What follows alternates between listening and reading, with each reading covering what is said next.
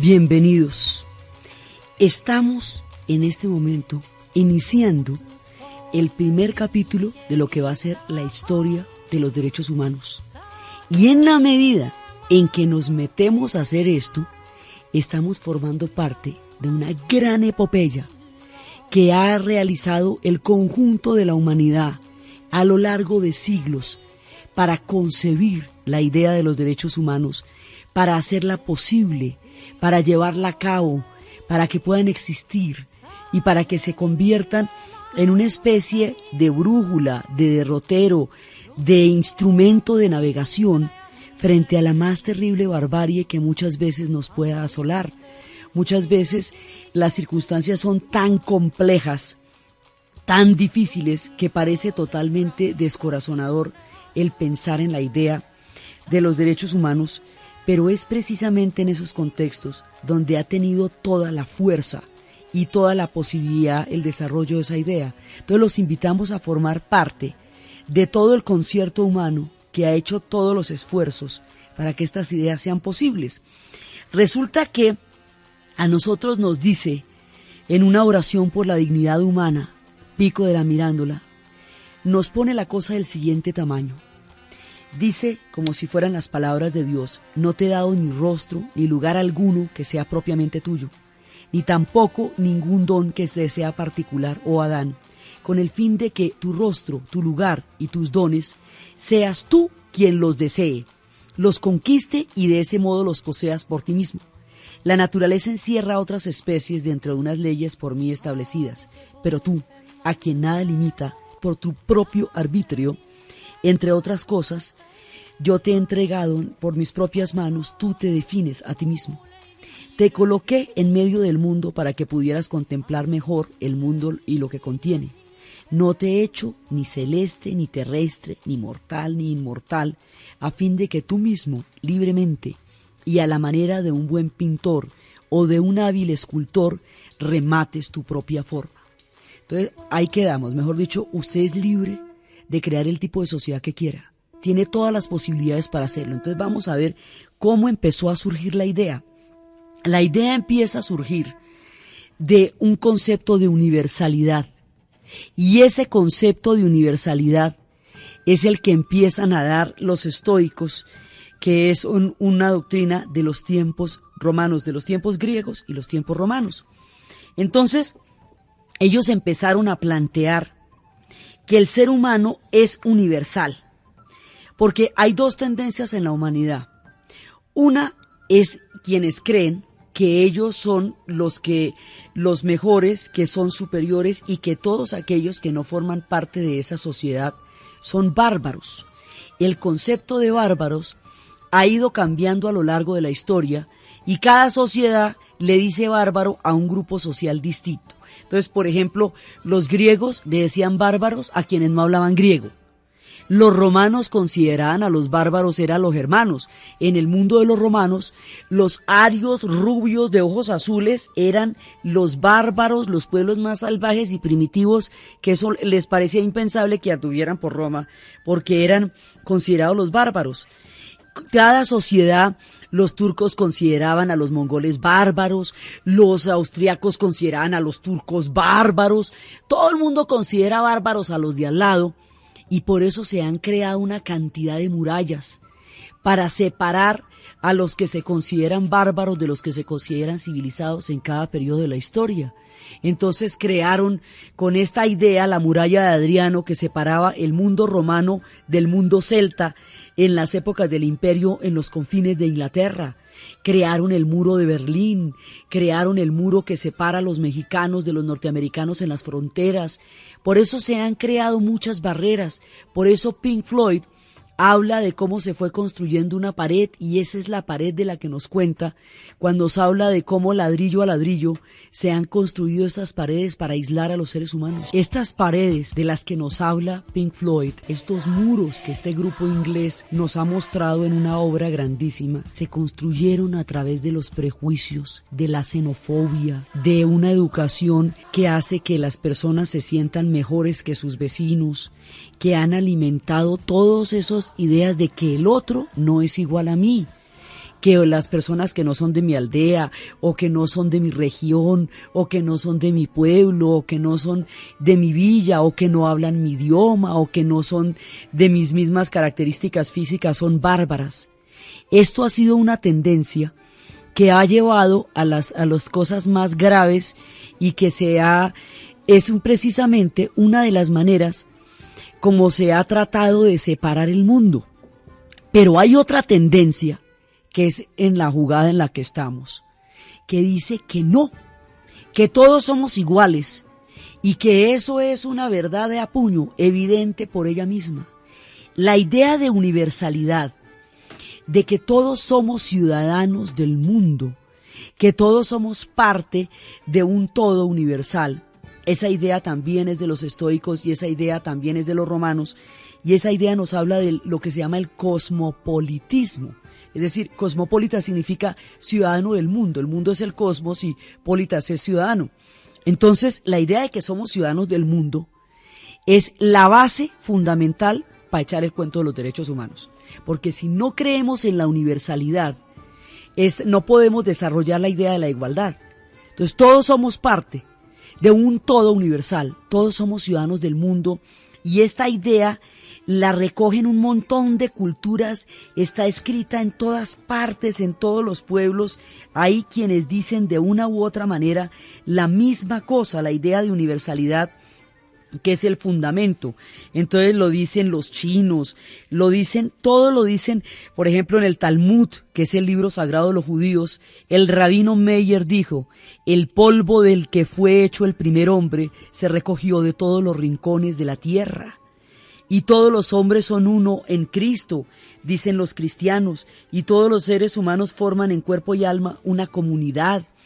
Y los árabes también dicen que todos somos uno solo, que si Dios hubiera enfrentado a un hombre contra otro, se hubiesen destruido las ermitas, las sinagogas, los oratorios y las mezquitas en las que se evoca tan a menudo el nombre de Dios, dice el Corán. Dice los hindúes: hay una sola casta, la humanidad. Todo es mío y todos los hombres son mis hermanos, dice la tradición de los tamil. Todos los pueblos han retratado esto, dicen, en sánscrito original dice: este es nuestro o de los nuestros, es de los suyos. Así hablan los de mente estrecha. Para el magnánimo, en cambio, toda la tierra, en verdad, es su familia. Y así uno lo va viendo como cada uno de los pueblos, todos los hombres están cocidos de la misma pasta. Es un proverbio rumano.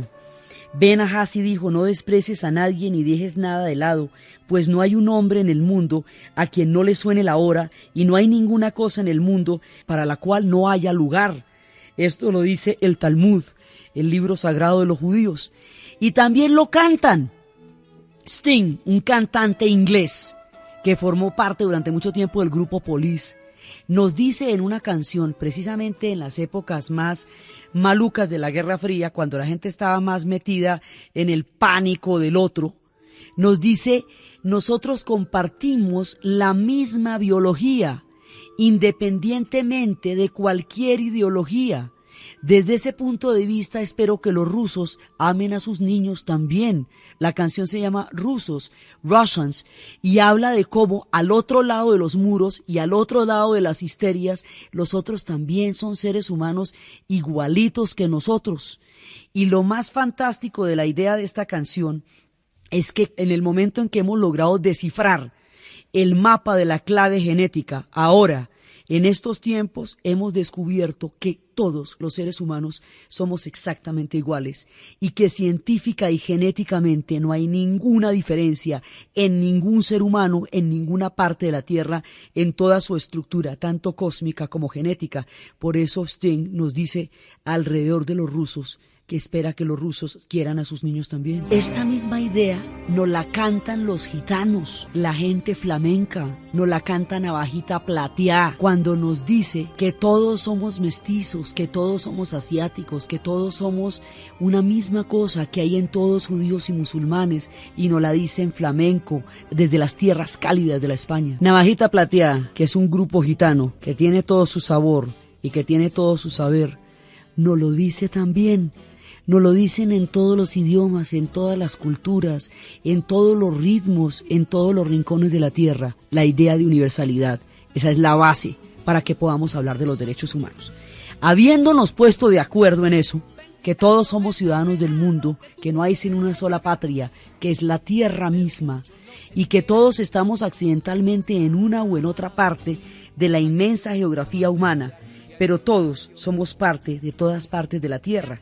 Por eso lo que pasa en todos lados, a todos nos concierne y a todos nos afecta, porque dice ciudadanos, pueblos, aún la humanidad entera están unidos por ti en la creencia de un origen común, en las maneras de asociarnos. Los hombres nacen y se hacen como hermanos. Y eso lo dice San Agustín, y la idea usted la puede rastrear en todas partes. Ahí vamos, la idea de la ciudadanía universal. Después de eso, esa es la primera idea. La segunda idea parte de la base de que hay algo irreductible en la naturaleza humana. Hay algo que hace que nosotros, un principio básico que unos dicen que forma parte de lo sagrado, ese concepto viene de la Edad Media y viene del Renacimiento y se le conoce con el nombre de jus naturaleza. Y el concepto de jus naturaleza es una manera de decir que todos los seres humanos tenemos una calidad que es la dignidad humana, que es irreductible, y que por ese ser que todos somos, tenemos derecho al respeto hacia nuestra propia integridad y a nuestra dignidad como seres humanos. Entonces, ahí vienen las ideas, y esto es el fundamento del respeto, es el saber que todos somos seres humanos y que todos tenemos una parte de nuestra naturaleza que es divina. Eso lo dice San Agustín y lo dice Santo Tomás de Aquino, y es el que lo formula en el medioevo. Eso también piensan los hindúes, que nos ven como parte de una gran cadena cósmica que es la vida, de la cual todos somos una parte de la maravilla de la creación del cosmos. Eso lo tienen en todo el concepto de lo sagrado, se basa en lo sagrado que hay en nosotros. Eso sagrado que hay en nosotros, lo irreductible, lo que nadie puede doblegar de usted, esa parte de su mente en la que solo usted manda, esa parte de su espíritu que solo usted gobierna. Ahí está la dignidad humana. Entonces, como el camino es tan complicado, ¿sí? Porque esto no, la historia de esto es una historia tortuosa, difícil, llena de obstáculos. Entonces, los estoicos proponen lo siguiente. Ellos dicen que ellos no saben si exactamente existe un sentido para todas las cosas en la vida. Decía el mismo emperador Marco Aurelio, que decía que el mundo era una comunidad de dioses y de hombres que de pronto careciera de un sentido último, pero nos impone el deber ineludible de reducir la crueldad e incrementar la amistad entre todos los miembros de la comunidad humana. Y de eso se trata, mejor dicho, puede que no sea fácil ni sea viable muchas veces, pero todos tenemos el deber de reducir la crueldad en la comunidad humana, y de eso se trata, y de fomentar la amistad entre la comunidad de los humanos, digamos, esa es la idea. Decían ellos, para describir este fundamento de la dignidad, dicen, mire, hay una cualidad de lo humano que es la aspiración a lo mejor y a lo duradero en medio de lo peor y de lo contingente. Porque usted, en la peor de las llevadeces, quiere ser feliz de todas maneras. Dicha calidad humana se llama dignidad y entraña la defensa de la igualdad en el corazón de la diversidad, la reivindicación de la libertad frente a la muerte y la búsqueda de la justicia a pesar del caos. Entonces la idea es que, a pesar de que las cosas en un momento dado se presenten francamente pesimistas, el deber de buscar lo mejor, de tratar de buscar la justicia en medio del caos, de tratar de buscar la felicidad en medio de lo adverso, es lo que nos mantiene adelante y lo que nos hace seguir. Eso era lo que decía Kant también, cuando hablaba del reino. Kant, el filósofo alemán, el duro. Él decía que uno debía actuar como si estuviera en el reino de los fines, como si uno viviera en el lugar donde las cosas fueran como deben ser, aunque no viva allá, aunque no esté allá, debe comportarse diariamente como si viviera en el reino de los fines, porque tiene que tener unos ideales éticos que le permitan buscar hacia dónde se va a desarrollar para ser cada vez más humano. Ese es el concepto de jus naturaleza, es la búsqueda de eso. Los epicúreos, los hedonistas, otra de las escuelas griegas, decía que el hombre buscaba el placer, que tenía la naturaleza de tratar de buscar el placer y que eso estaba bien. Y que para buscar el placer, digamos el placer en el sentido de su propia, también de su propio goce y el goce de la sociedad, un placer que también es colectivo.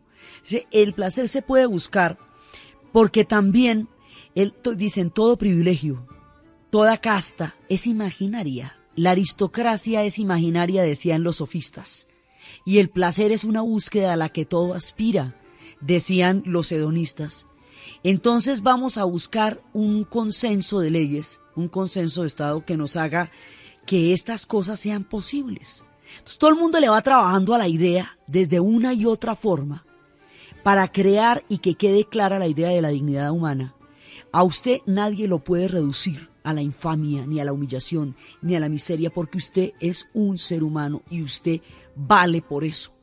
Y a pesar, esto es lo irreductible y esto es lo bonito también de la idea, porque es la que va a permitir que usted tenga sentido de su propia valía, aún en los momentos más terribles. Y esto también lo cantan, porque todas las historias también están cantadas. Entonces hay un personaje del Brasil que se llama Chico Buarque de Holanda, que cuenta en la época de la dictadura. Brasil tuvo una dictadura terrible en 1964, una de las dictaduras más oprobiosas del continente, y los dictadores quisieron suprimir la alegría, quisieron inventar la tristeza, quisieron reducir los espíritus de los brasileros, hágame el favor, del pueblo más alegre del planeta, y les quisieron quitar la alegría. Entonces ellos, eso no se puede hacer porque esa alegría, esa también es la fuerza del pueblo del Brasil y corresponde a la irreductibilidad del espíritu humano de ellos, y es la fuerza nuestra también, la alegría, el recurso, la pilera para vivir, eso es parte de la dignidad. Entonces, Chico Buarque le sacó una canción por la radio a la dictadura, que aparentemente era una canción de amor, pero que en realidad le estaba diciendo que ellos no podían reducir la dignidad humana de los brasileros. Entonces le decían que a pesar de usted, mañana va a ser otro día. O sea que la dictadura no podía evitar el amanecer. Y la dictadura no podía evitar la alegría, ni podía evitar que la gente siguiera viviendo y palpitando por dentro, porque ese es el concepto de la dignidad. Aparentemente era una canción de amor y la pasaban por la radio sin pillarse lo que les estaban diciendo. Pero les estaban diciendo eso, a pesar de usted, mañana va a ser un nuevo día. A pesar de usted, mañana va a ser otro día. ¿Cómo va a esconder toda esa euforia? ¿Cómo va a prohibir la canción? ¿Cómo va a prohibir que la gente se ame? A pesar de usted, mañana va a ser otro día. Entonces, con esta evolución histórica de las ideas y la manera como la gente la canta, la baila, la zambea, la dice, la chismosea, se va creando la historia de los derechos humanos, porque la historia de los derechos humanos es la historia de una idea que se va desarrollando en la cultura. Entonces, que la van desarrollando los estoicos, que los epicúreos, que los sofistas dicen una cosa, que todo el mundo va diciendo, de una u otra manera va añadiendo. Y entonces, bueno, ya tenemos la idea de que somos universales, ya tenemos la idea de que tenemos una dignidad humana ineluctable, que debemos reducir la crueldad, que debemos buscar fomentar la amistad entre los hombres. Ahora, ¿cómo concretamos eso? Porque ahí, mejor dicho, nos podíamos estar discutiendo al respecto, pero eso hay que concretarlo. Entonces, para concretarlo, lo vamos a volver leyes, lo vamos a volver un contrato en el cual nos pongamos de acuerdo para hacernos pasito. Y ponernos de acuerdo para hacernos pasito es establecer un contrato donde la voluntad libre de todos nosotros pueda traducirse en unas reglas del juego. Eso va a ser la idea del contrato social. Entonces, ¿qué es el contrato social? Unas reglas del juego para poder convivir. Y esa idea se la inventan los manes de la ilustración, la gente de la ilustración, que eso vamos a ver de dónde sacaron esa historia tan poderosa. Entonces, tenemos las leyes, las vamos a consignar y después a estas leyes les vamos a volver una constitución. La manera como estas leyes se escriben, se concretan, se hacen valer, se vuelven elementos y juicios para normatizar una sociedad, para protegerla, para garantizar que todas estas ideas tengan cómo llevarse a la práctica, eso es lo que vamos a ver en el siguiente programa. Entonces los esperamos allá y los esperamos desde los espacios donde nos dicen que existe una inalienable dignidad humana, que debemos y tenemos el deber ineluctible de reducir la crueldad y fomentar la amistad entre los hombres, que nos podemos hacer unos a otros por la libertad. Desde ahí, desde donde se están formando estas ideas, vamos a volver las leyes y ese es el cuento de la próxima vez. Los esperamos.